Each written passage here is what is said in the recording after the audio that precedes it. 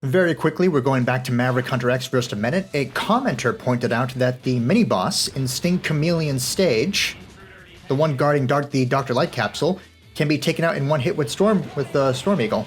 And it can. So thanks for bringing that to my attention.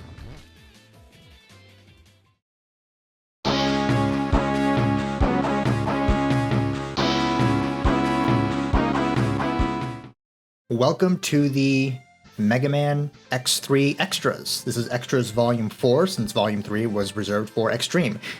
First thing we're going to be going over is all the alternate scenes and the alternate ending that you can get from this game, depending on the cavalcade of factors that come into play in Dr. Doppler's laboratory. First of all, we're seeing the basic pre-Fortress cutscene here. This is the cutscene where Dr. Kane explains to Mega Man X and to Zero that Dr. Doppler has built a battle body that's probably for Sigma, and both X and Zero are shocked, but they're, determined and ready to go after the baddies at this point.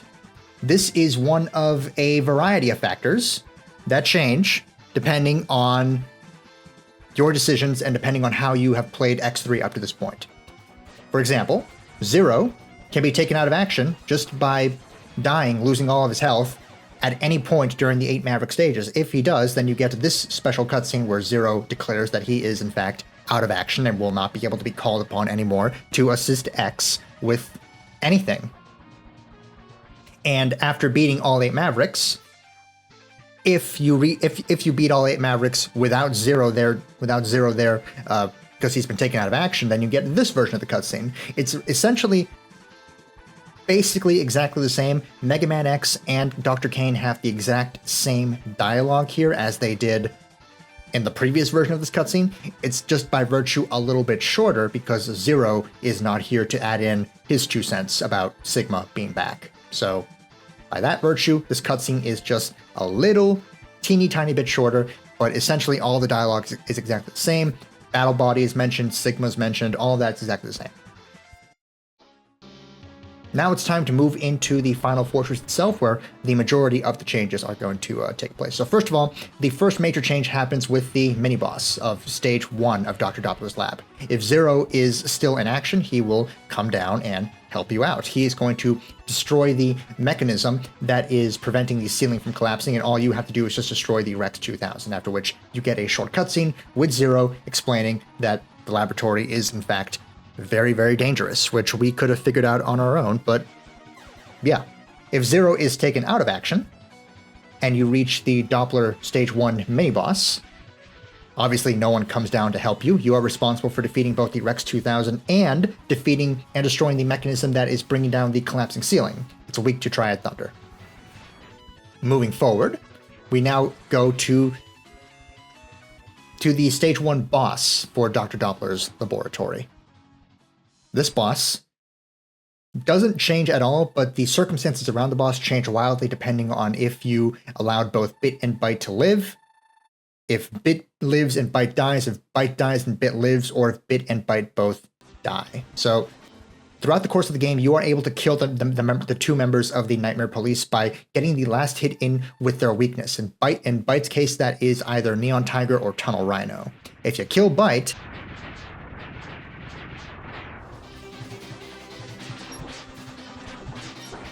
here I'm showing off that I have killed Byte with his weakness, but that Bit was able to live because the last hit that I got in with Bit is with the X Buster. Therefore, he is going to be able to get away and seek retribution later on down the line. Because I played the game that way in this particular playthrough, only Bit is here to greet X and declare that he will have revenge over what happened with Byte, and transform into the exact same boss we saw a little bit earlier. If we play the game in a different way, where we kill Bit with one of his weaknesses, which is either Volt Catfish or Blizzard Buffalo, So now Bit is exploding and he's going to be taken out of the story because we have killed him.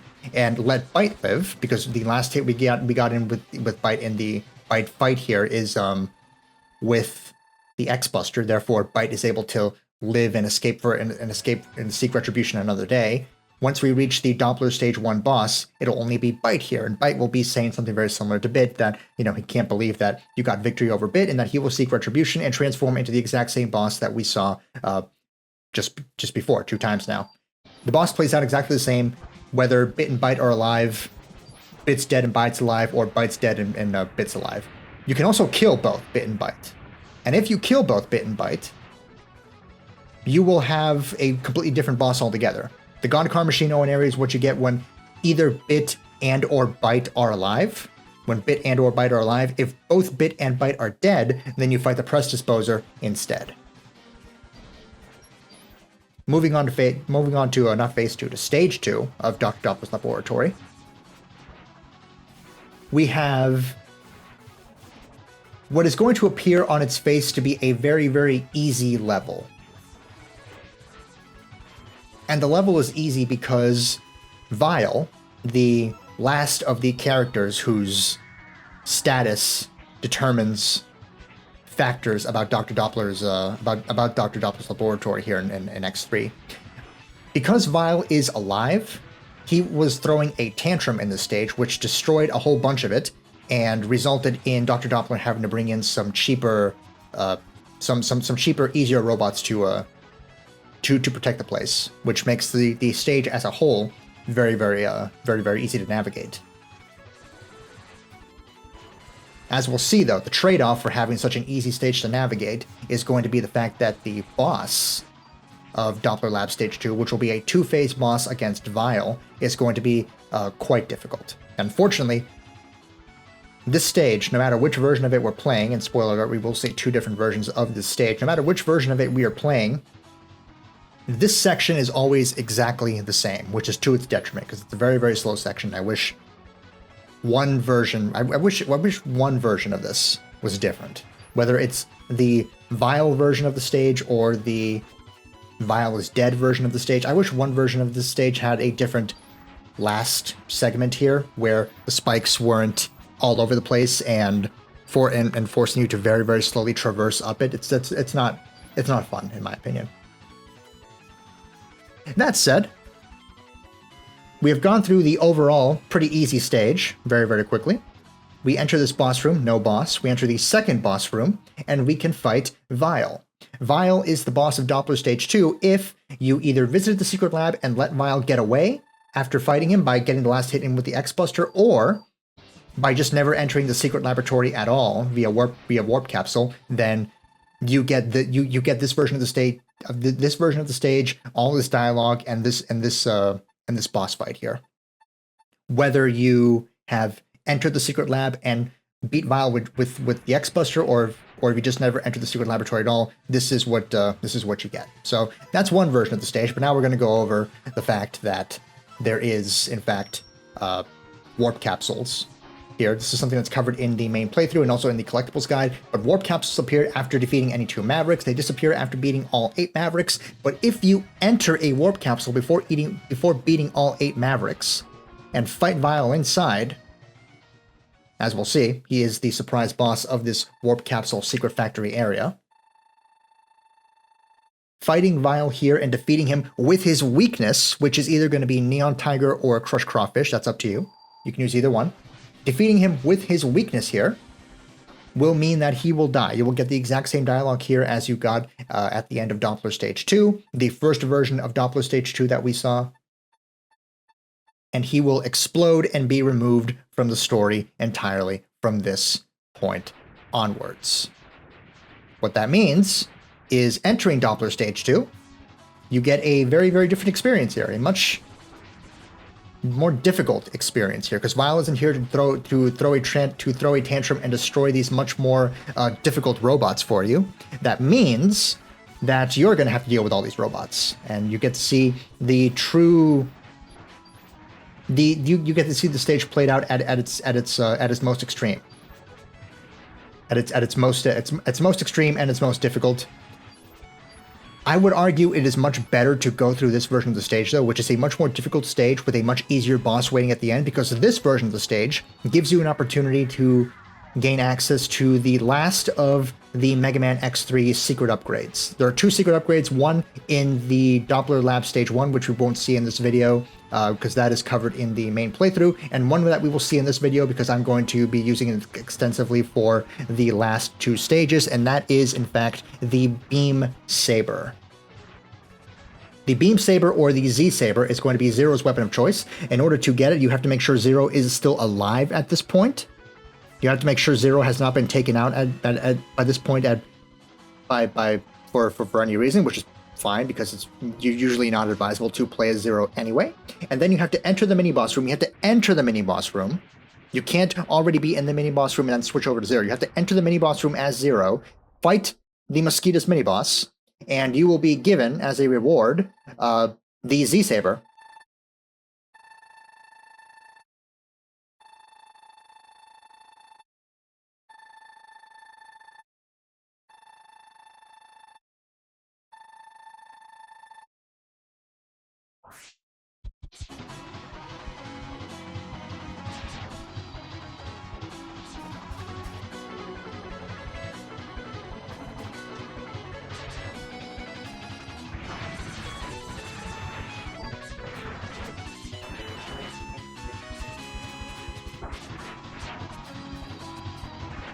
Z Saber is pretty good, honestly. I would recommend going out of your way to enter a warp capsule in order to actually get it. It's absolutely worth your time to have. In the previous video, in episode 3, I do go over the differences of grabbing the Z Saber when you have full armor versus not having full armor. I'm not going to cover that here. Here, I'm really just focusing in on the alternate scenes and the alternate ending of this game. But if you want a more in-depth breakdown of that kind of stuff, I would recommend you take a look at episode 3 of Mega Man X3. Moving forward, however, I am going to go ahead and do the boss rematches again, but this time with the Z Saber. Using the Z Saber on the capsule in the middle gives you a high chance for an extra life every time you use it, so that's pretty cool. Anyway, enjoy the rematches.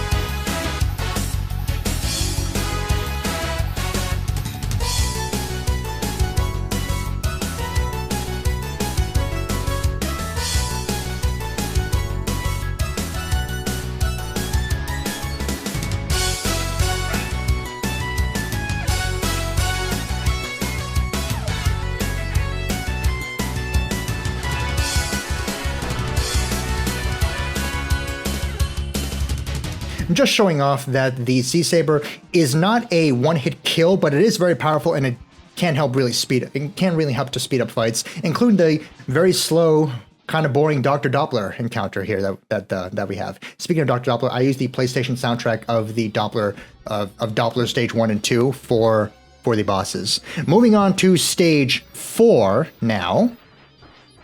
Stage 4 plays out almost the same until we get to the actual ending. So if Zero is still alive at this point, then he will come in and declare that he's going to go ahead and destroy the power generator, and that you should go and destroy Sigma. Very straightforward stuff, as you can possibly expect. If Zero is down for the count at this point, then there won't be any cutscene here at all.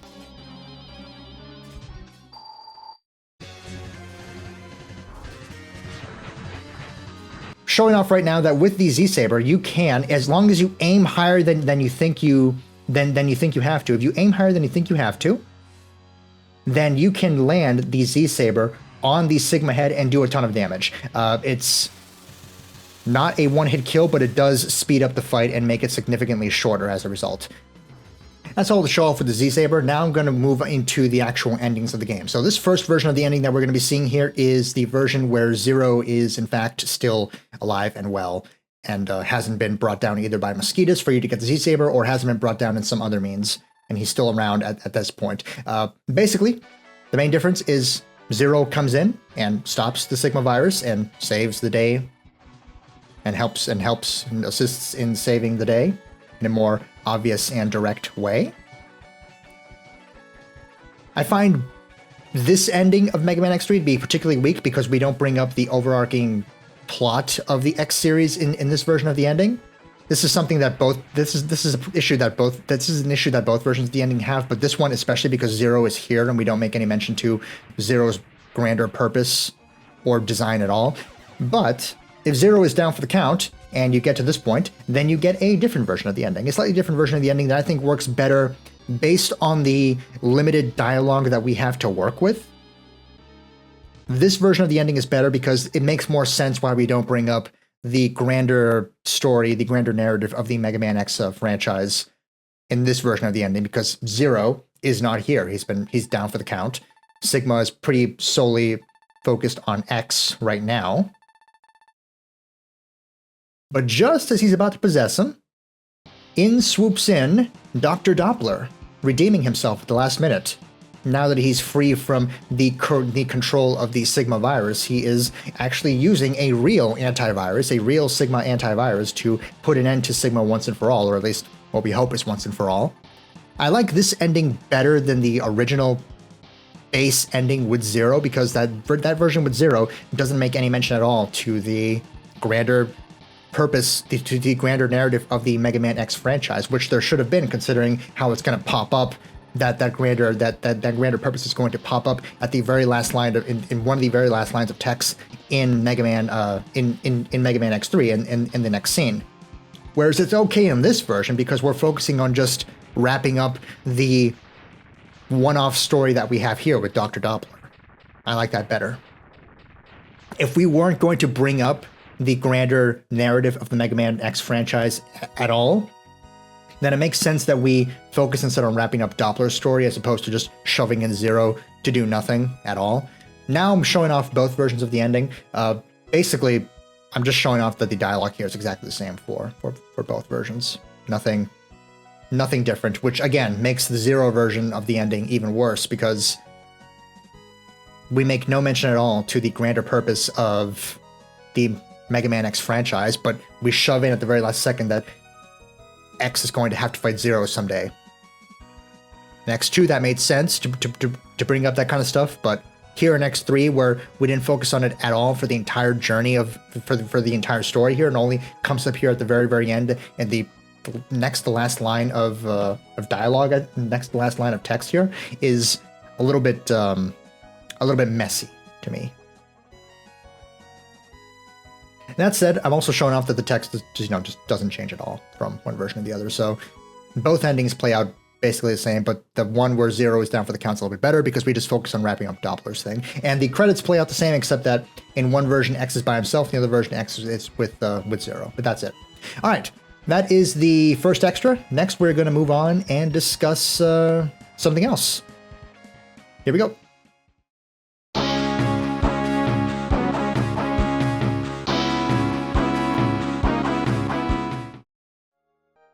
Okay, next extra to discuss for Mega Man X3 is the menu. Not much to go over here, but I do want to go over that there is an option mode where you can change the controls, change the sound mode, but you don't have the ability to play sound effects or play music like you did back in X1, unfortunately. If you wait long enough, the intro is going to play all over again. It's a very long intro, so it was a kind of a weak choice, honestly, to have this play every single time. But if you let this whole thing play out and don't press any buttons on your controller and just leave it alone and just let the whole, Mega Man X3 thing introduce itself, then after this, you will get like an actual gameplay demo show up, which is better, I think. So here we go. We've let the story play out. We just wait. We don't press any buttons on the controller, and now we get like an actual gameplay demo that you can watch to your leisure. So enjoy. Once again, no sound effects. I mean, once again, no sound, no music, but sound effects aplenty here. Just watching someone play the game a little bit.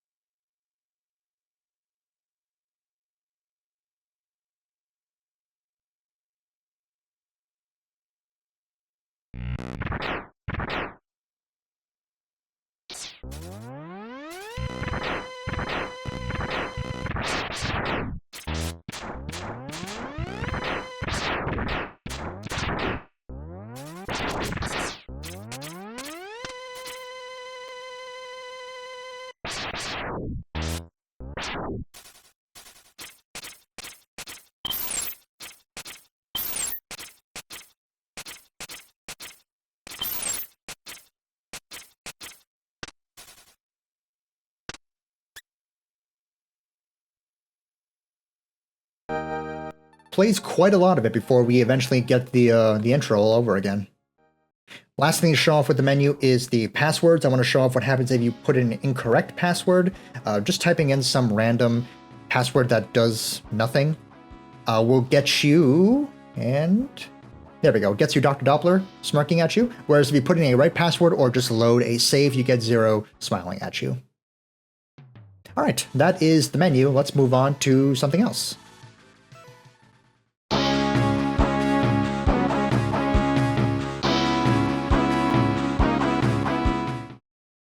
Playing this game on the Legacy Collection, of course, that means we have access to the Japanese version of the game, Rockman X3. There aren't that many major changes with Rockman X3 as compared to Mega Man X3. Mavericks have different names. Two special weapons have different names, namely Gravity Beetle's special weapon and Toxic Seahorse's special weapon have different names attached to them. And the logo and title of the game is obviously different. Rockman X3 as opposed to Mega Man X3. But aside from that, there aren't any major differences. That includes with the translation of the game. I think Rockman X3, Mega Man X3 does a much better job of translating Rockman X3 than, say, Mega Man X2 was translating Rockman X2. Mega Man X2 was very silly with the whole prophecy thing, and not mentioning that Serge's could possibly be Dr. Wily back from the dead. Whereas X3 does a much better job of with its translations. Its problems with the story are more fundamental in how it's more insular story, but then it brings up the larger narrative at the very end for no reason at all. All of the other text dialogue is all in Japanese, but all the text is still in English. So the stuff telling you what the head upgrade telling you what weapons are still in English, and you get the Japanese names for all the Mavericks, but they are presented with English letters. Here I'm showing off the fact that Gravity Beetle's special weapon is going to be named something a little bit different as compared to the Japanese version of the... As compared to the American version of the game that I was playing, for the main Let's Play. So, instead of Gravity Well, we are going to get the Bug Hole, which is a sillier name, I think, but there you go, that's what it is. The only other boss to include a different text, to include a different named special weapon here, is Toxic Seahorse. Defeating Toxic Seahorse, instead of Acid Burst, which is traditionally what you would get if you were playing Mega Man X3, you would instead get... Here comes X. You get Acid Rush. This is a much less weirdly different name compared to the other one, but still. And all the rest of everything else is exactly the same. All right, moving on.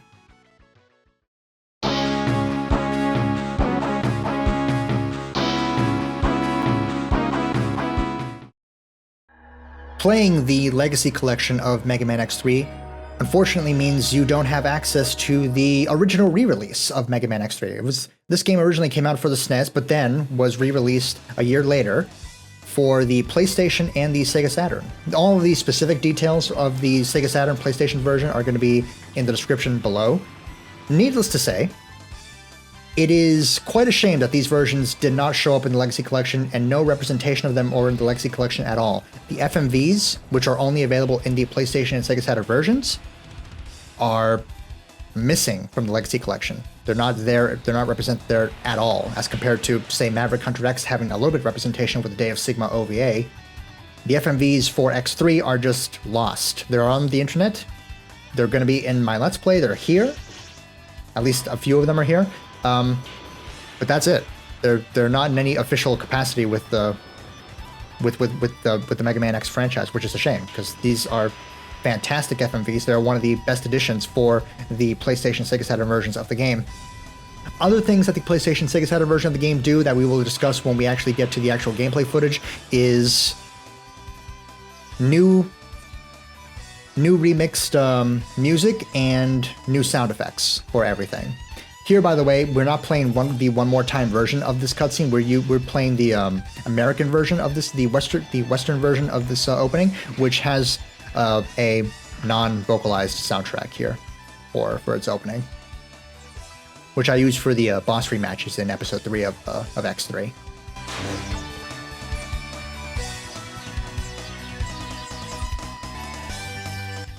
Needless to say, the FMVs are fantastic. They should have been represented in some way, shape, or form in the Legacy Collection. It is a travesty that they are not represented at all there. I don't know why, considering the Day of Sigma OVA is there. They wanted to represent something from Maverick Hunter X, but then absolutely nothing for these lost versions of Mega Man X3.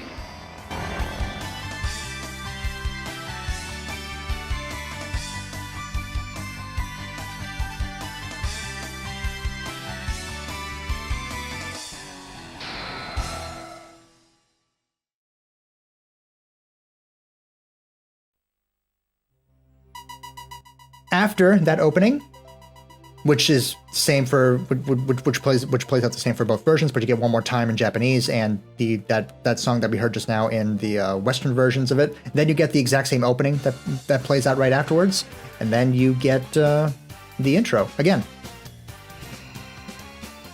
Mega Man, this is basically, for all intents and purposes, the same experience as the SNES games, except that we now have FMVs, we have remixed soundtrack, and we have new sound effects for everything.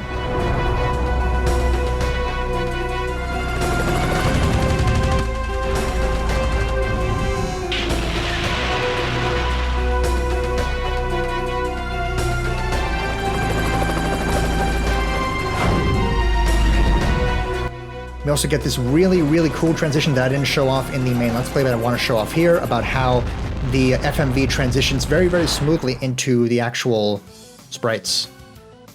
It's a very cool thing that the PlayStation and Sega Saturn version does.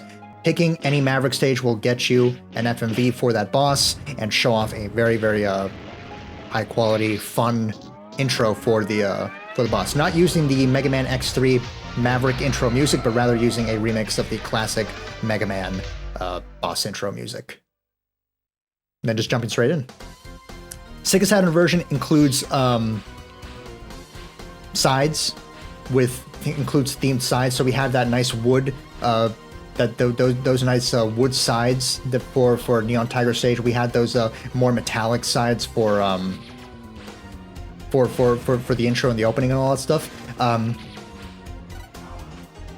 We see that the Sega Saturn version is playing basically exactly the same as the version that I played for this. It looks a little bit, you know, it looks a little bit blurrier due to the fact that we're playing on weaker hardware as compared to what I was playing this experience on, and it is playing a little bit at a lower FPS compared to the SNES version that I was playing in Legacy Collection. But overall, this is essentially basically the same experience with new music and new sound effects to try and match this up with the kind of stuff that we will later see with X4 and X5 and X6. Also worth noting, this is the European version of Mega Man X3 on Sega Saturn. These versions should have shown up in the Legacy Collection in some way, shape, or form, whether it was in the form of trailers or in the form of just including the FMVs in some way, shape, or form. I wish there was some representation of this in Legacy Collection. But in terms of content, you're not missing out much. Again, this plays basically exactly the same as actual regular Mega Man X3 that you would get in Legacy Collection. Just, you get the fancy sides, you get new sound effects, new sound.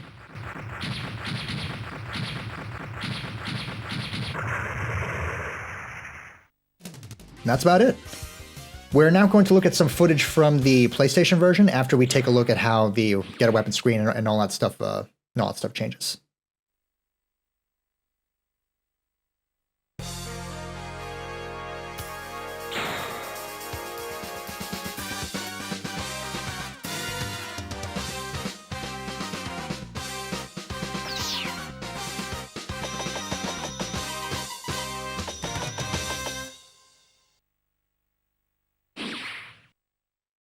Looking at the PlayStation version now, one of the more interesting things about the PlayStation Sega Saturn version is the fact that there is a save system, an actual proper save system. The passwords are still there, but you can also just load data from a memory card, like as you can see here in the PlayStation version. It's very interesting how they take old games and add in new stuff like this and make it look like it's always been part of it. It's really cool. Anyway, now we're going to see some PlayStation footage, some PlayStation version footage. The sources below, basically exactly the same as the Sega Saturn footage, except that we aren't going to have those fancy sides.